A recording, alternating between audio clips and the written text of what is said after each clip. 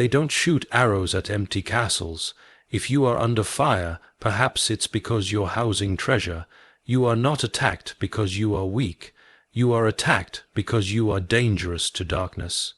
Evil does not fear who you were yesterday. It fears who you might become tomorrow. Every time you get close to clarity, chaos shows up. That's not a coincidence. It's a strategy, because the enemy knows something you keep forgetting. Your awakening would ruin his agenda. He sees the pattern. He knows the rhythm of your calling better than you do, and so he attacks it, not once but repeatedly, not loudly but consistently. That depression that shows up every time you try to pray, that fear that rises every time you step into obedience, that confusion that clouds your mind every time you commit to change, these are not random. They are rehearsed, because spiritual warfare is not messy, it's precise. Darkness is not disorganized, it's strategic. You think you're being punished, but what if you're being prepared? You ask, why me? But heaven may be asking, why not you? Because what you carry is not small. What you carry is holy, and anything holy will be hunted. The enemy only fights what threatens his grip. He only roars when something sacred is waking up. So maybe the storm isn't proof that you're failing. Maybe it's proof that you're becoming. If you weren't dangerous, you'd be left alone. If you weren't rising, you wouldn't be resisted. But here you are standing, despite the weight, breathing, despite the war, which tells me something about you, and it should tell you something about God. He didn't abandon you to the battle. He trusted you with it, because some battles are not about punishment. They are about formation. Some pain is not meant to destroy you. It is meant to refine you. What you don't know can be used against you. So now is the time to learn how the unseen works, not to fear it, but to recognize it, not to escape it, but to walk through it awake.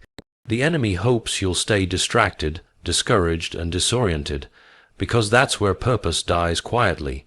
But you were not made for quiet defeat. You were made to disrupt darkness, and that's why the attacks came. Not because you're cursed, but because you're called. So next time the fire surrounds you, remember this hell does not waste energy on the asleep. It comes for the awakened. It comes for the chosen. It comes for the ones who are almost there, and that's the real reason you've been under attack. They don't put chains on the unthreatening. They don't build prisons for the powerless. You feel the resistance, not because you're off course, but because you're finally on it.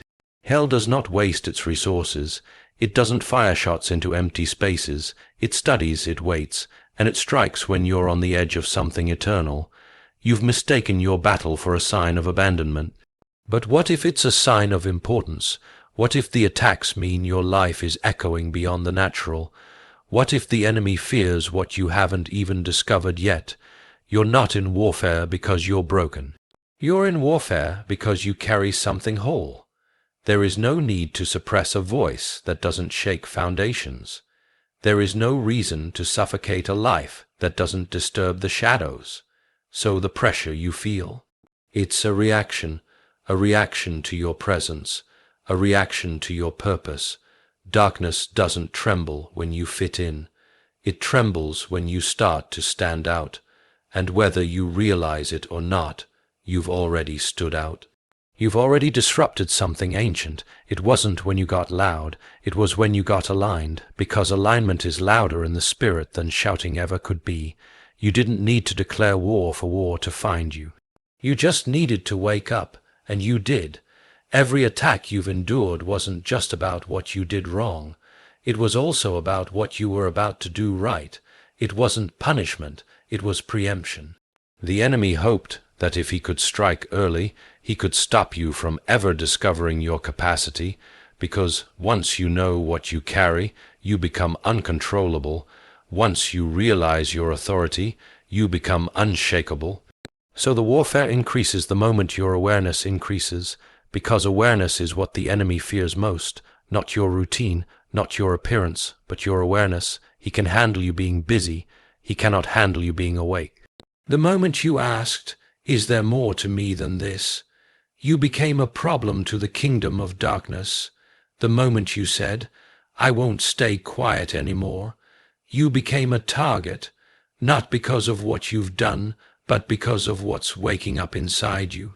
And so the attacks came, subtle at first, doubt, distraction, delay, then louder, fear, failure, fatigue, not because you were losing, but because you were becoming.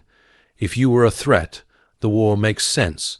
If you weren't, the silence would be louder than the pain. You don't throw stones at trees with no fruit. You don't fear soldiers who run. So ask yourself this: why is the battle so fierce right now? Because what's inside you is not ordinary, and if it is born, it will shake things. The resistance is a sign, a backhanded compliment from hell.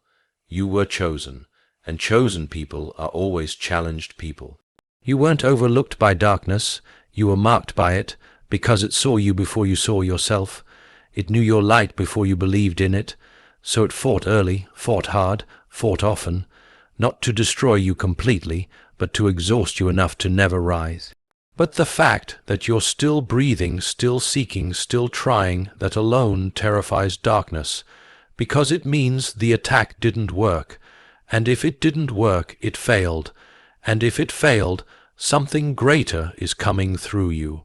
So remember, darkness only fights what threatens it, and you, whether you feel it or not, are a threat, not because of where you've been, but because of where you're about to go. If darkness only fights what threatens it, then it watches closely for when you begin to see clearly. Not when you move, but when you realize why you were meant to move. Not when you pray out of fear, but when you pray from identity, because it's not your presence that alarms the enemy, it's your perspective. It's not your history that shakes him, it's your realization of who you are and whose you are. You were always dangerous, but when you know you are, you become unstoppable. That's why revelation is attacked harder than sin ever was. When you were stumbling in confusion, you weren't a threat, but the moment your eyes opened, the moment the fog lifted, the moment you began to ask deeper questions, the pressure increased, not because you failed, but because you finally saw. The enemy is not terrified by your past mistakes. He's terrified by your future obedience, because obedience built on clarity moves mountains that fear and shame never could. And so the attacks come not as obvious enemies, but as subtle distractions, busy seasons, sudden fatigue, old temptations dressed in new forms, not to destroy you, but to delay what you were about to realize. Because truth is more dangerous than rebellion is safe. The moment you recognized the pattern in your pain, you were close to revelation. The moment you started connecting your struggles to your calling, you stepped into sacred territory. And sacred ground is always contested. You weren't just learning information, you were receiving revelation, and revelation is the currency of spiritual warfare. The more you see, the more you threaten. Not because you're perfect, but because you're finally present. Spiritual attacks don't always wait until you've succeeded. Often they rush in right before you understand, because your next move isn't dangerous, your awareness of that move is. So the pressure builds, you feel heavy for no reason. You wake up tired before the day even begins. Not because you're lazy, but because the moment you wake up spiritually, you'll walk with purpose. And if you walk with purpose, you'll break patterns. You'll leave circles that kept you stuck. You'll outgrow conversations that once satisfied you. You'll step into territory that was waiting for you. So the war comes, not when you arrive, but when you begin to see where you're going. That's why confusion increases near clarity, why doubt screams louder near truth, why warfare intensifies near breakthrough. Because the moment you understand, you become accountable, and the moment you become accountable, you become effective. So the enemy tries to stop you in that space between blindness and sight, that fragile place where you're not quite free, but no longer asleep. He wants you stuck there, questioning everything, distrusting your discernment, doubting your direction, because if he can get you to quit at the edge of revelation, you'll never birth what you were pregnant with. You'll never step into what your scars prepared you for. You'll never become the answer to someone else's prayer. So yes, the war got worse, not because you failed, but because you were about to understand. The enemy doesn't panic when you go to church. He panics when you become the church. He's not shaken by the appearance of growth. He's shaken by the root of it, because roots don't lie. Roots expose where your strength comes from. And once you grow roots in truth, lies stop working. Temptation loses its grip. Fear loses its volume. You become clear, and clarity is spiritual rebellion against every lie spoken over you. So remember, the pressure didn't increase because you failed. It increased because you were about to see, and once you see, you cannot unsee, and once you know, you cannot unknow, and once you awaken, you can never go back to sleep. Once your eyes open, you begin to see patterns where you used to see coincidences. You begin to ask deeper questions. Why does this always happen when I'm about to move forward? Why does this same fear return every time I try to grow? Why do the same doors close when I finally feel ready? And that's when you realize this isn't just life. This is a pattern, and patterns are the language of warfare. The enemy isn't creative, he's repetitive. He doesn't invent new weapons. He recycles old ones because they used to work. So he doesn't need to destroy you, he just needs to distract you at the right time. The same moment you decide to rise, he sends the same voice to remind you of your past. The same hour you begin to dream, he whispers doubt in the voice of someone you trusted. The same season you start to build, suddenly, you feel surrounded by delay, drama, and discouragement. It's not random, it's rehearsed, because the enemy does not fight blindly. He studies movements. He watches cycles. He attacks based on your pattern of progress. He doesn't hit you when you're still. He hits you when you're moving. He doesn't attack because of your weakness. He attacks at your pattern of strength. And if you're willing to trace the pattern, you'll find the purpose, because patterns are spiritual footprints. They reveal where you've been stepping in power. Every time you get close to healing, the same pain is triggered. Every time you try to commit, the same fear resurfaces. Every time you build momentum, the same distraction appears. And if you look closely, you'll find that the warfare always circles the same area. That's not coincidence, that's confirmation. The enemy only guards territory he's afraid you'll claim.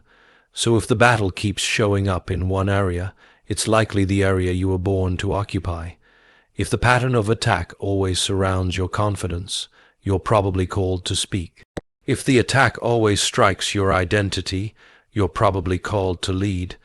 If the resistance is always financial, your provision likely holds kingdom weight. Hell always hits what heaven intends to use. So start paying attention to what repeats, not to fear it but to understand it. The enemy isn't obsessed with all of you.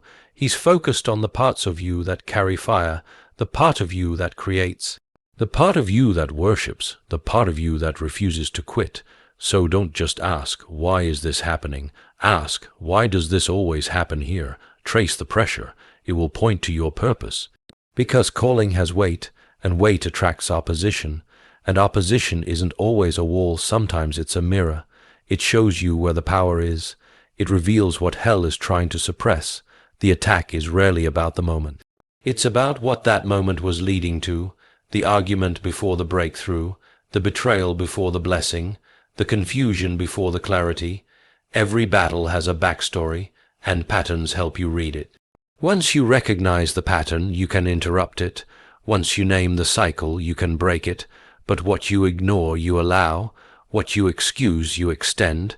And what you call random, you will never take authority over. So today, stop calling it a season. Start calling it a strategy. Stop blaming the world. Start studying the pattern, because behind every recurring attack is a recurring assignment. And behind that assignment is the key to your next level. You're not under attack because you're lost. You're under attack because you're close to revelation, close to breakthrough, close to walking in the very thing you were born for.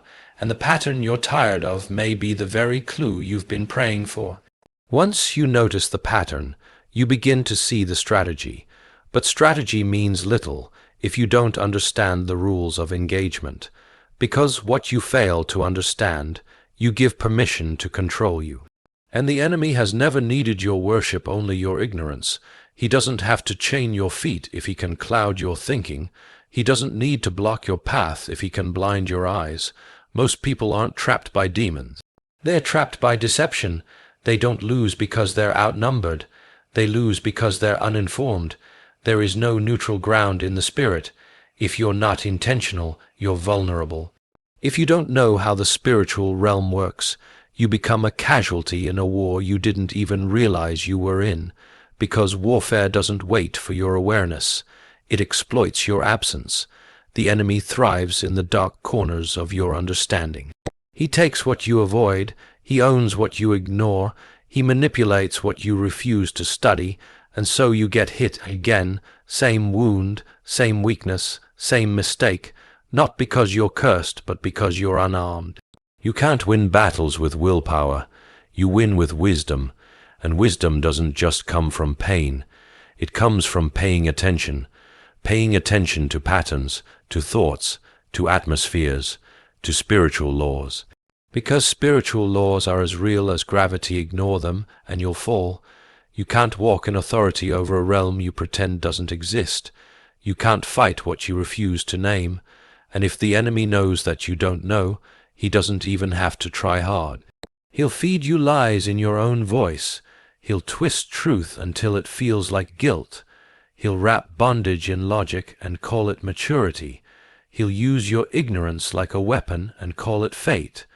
And because you haven't learned the rules, you'll keep calling spiritual battles bad luck. You'll keep calling warfare a rough season. You'll keep calling demonic cycles just how I am. But freedom requires knowledge, not just emotion, not just good intentions, revelation, because in the spirit, what you don't know, you can't resist. And what you don't recognize, you can't rebuke. If you don't know that fear is a spirit, you'll treat it like a personality flaw. If you don't know that shame is a tactic, you'll live as if it's your identity. If you don't know that dreams can be under attack, you'll stop dreaming altogether. And that's what the enemy wants, not just to stop your actions, but to hijack your understanding. Because a confused believer is just as powerless as a silent one. And confusion doesn't require violence, just a lack of truth. The less you know about the spiritual realm, the more you'll fall for what's not spiritual at all. You'll blame people instead of spirits. You'll fight flesh instead of darkness. You'll react emotionally instead of responding with discernment. Because discernment doesn't come from age, it comes from awareness. And awareness is the enemy's greatest threat. When you begin to study, not just the word, but the war you start to reclaim what was stolen by ignorance. You start to walk into rooms and notice atmospheres. You start to hear words, but discern spirits. You start to feel pressure, but recognize its source. And once you recognize it, you're no longer helpless, because what once looked like confusion now looks like warfare. What once felt like punishment now feels like preparation. And what once made you feel small now makes you alert, because light doesn't fear darkness. Light simply exposes it. So study the word, study your life, study the fight, because in this war your ignorance is the only advantage your enemy has. And once that's gone, so is his grip. Once ignorance is exposed, the next weapon the enemy uses is misinterpretation. Because if he can't keep you blind, he'll try to keep you bitter. He'll convince you that every hardship is punishment, that every delay is divine disappointment, that every battle is evidence that God has abandoned you. But preparation often wears the disguise of pressure, and pressure is not always rejection. Sometimes it's refinement. Just because God didn't block the storm doesn't mean he walked away. Sometimes he lets you walk through it so you'll learn how to carry what you prayed for. You asked for strength, but strength isn't handed out, it's developed. You asked for wisdom, but wisdom is born in the womb of adversity. You asked for faith, but faith doesn't grow in comfort, so the battle came, not to break you, but to build something in you that peace never could. We mistake silence for absence, but God's silence is often the sound of trust. He doesn't answer because He's already equipped you. He doesn't intervene because He's forming endurance, because some victories aren't external. They're internal. The real win isn't that the mountain moved, it's that you didn't collapse underneath it. You used to cry at every storm. Now you look at the clouds and prepare your steps. You used to panic at pressure. Now you breathe deep and speak life, not because the battle got easier, but because you got stronger. And strength was always the goal, not escape, not avoidance, maturity. The spiritual realm isn't impressed by gifted people. It bows to prepared people, and preparation requires testing, not because God is cruel, but because promotion without preparation becomes destruction. He let Joseph be betrayed. He let David be hunted. He let Jesus be tempted, not because he abandoned them, but because he was shaping them for what they were born to carry. If Jesus didn't escape the wilderness, why should you expect to? If David didn't skip the cave, why should you? The process you're in isn't punishment. It's proof that heaven is investing in you. The attacks don't mean you're failing. They often mean you're being forged, because oil only flows when the olive is crushed. Diamonds only form under pressure. Gold only gets pure when it's melted. So maybe what feels like destruction is really construction. God is tearing down false strength so He can build something eternal. He's stripping away the surface so He can anchor your soul in truth, because you can't carry glory with shallow roots. You can't handle influence with fragile faith, so He allows the resistance. He permits the testing. Not to watch you fail, but to reveal what's real. Pain doesn't always mean punishment. Sometimes it means progress. He doesn't let the enemy attack you to destroy you. He allows it to expose what needs to grow. What used to offend you now refines you. What used to discourage you now pushes you deeper, because you're not who you were when the battle began. And if you're honest, you've learned more in the war than you ever did in the victory. Because clarity often comes in the wilderness, not the palace. Breakthrough often begins in the breaking, and you've been breaking, but not to fall apart, to break open, to birth something, to become something. The warfare wasn't always the enemy's plan. Sometimes it was God's classroom, and every hit you took, every tear you cried, every door that slammed, every night you doubted, it was building something eternal. It was preparing your shoulders for the weight of what's next. You weren't being punished. You were being prepared, prepared to stand, prepared to lead, prepared to discern, prepared to endure, because where you're going needs more than excitement. It needs endurance, and now you're not just awake. You're ready. Preparation is not without purpose. Endurance is not grown in vain, because what's being built inside you is not common. It's consecrated. You weren't just being refined for survival. You were being prepared to carry something holy, and anything holy will be hunted. The enemy doesn't waste resources on the empty. He strikes those who carry fire. He targets those marked by heaven. You've felt the pressure. You've seen the resistance. You've endured the patterns. But have you ever asked, what exactly am I carrying that hell fears so much? Because spiritual warfare doesn't break out over small things. It erupts when something eternal is on the move. The enemy is not after your routine.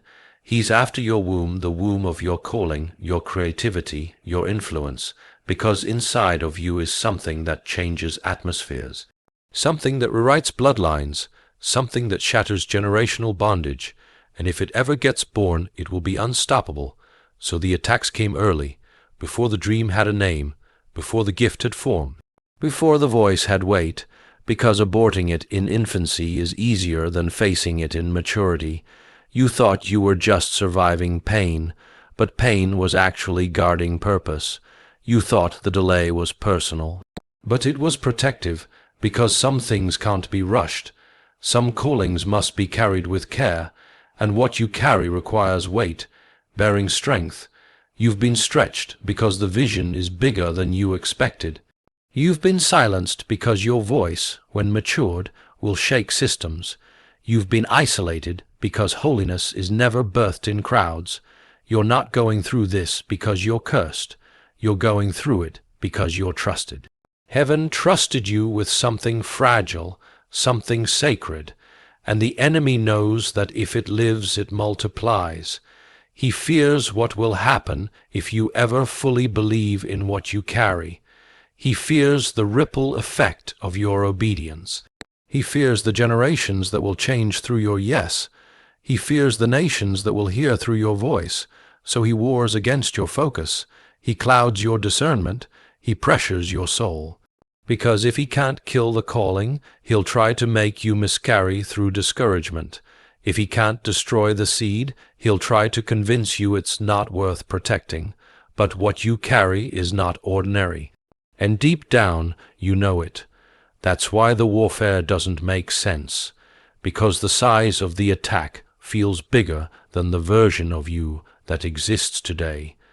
But the attack is not against who you are now, it's against who you're becoming. The enemy sees it, even if you don't. He sees the future father in the broken son. He sees the powerful intercessor in the quiet daughter.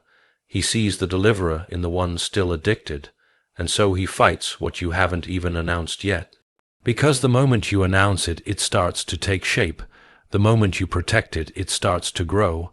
And the moment you believe in it, it starts to break chains. That's why you've been misunderstood.